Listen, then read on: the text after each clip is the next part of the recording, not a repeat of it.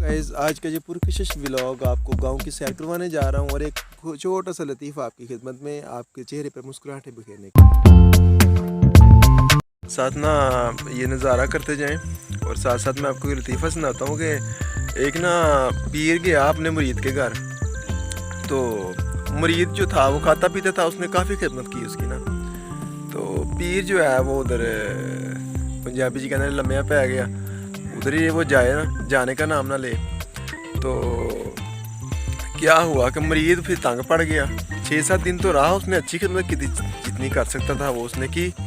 फिर उसके बाद वो तंग पड़ गया। तो उसने क्या किया कि पीर साहब को लेके चला गया बाहर ना, आओ मैं आपकी, जैसे मैं आपको गांव की सैर करवा रहा हूँ, वो ले गया कि मैं ना आपको गांव की सैर करवाता हूँ।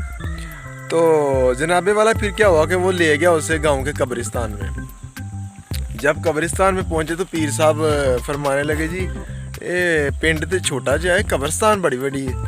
तो वो मरीद कहने लगा कि जी इधर आया गया बड़ा मरदा इधर है, जो गांव में मेहमान आते हैं वो बड़ी जल्दी मर जाते हैं। पीर साहब ने जनाब अपना जुल्ली बिस्तरा चुका तो निकल गए।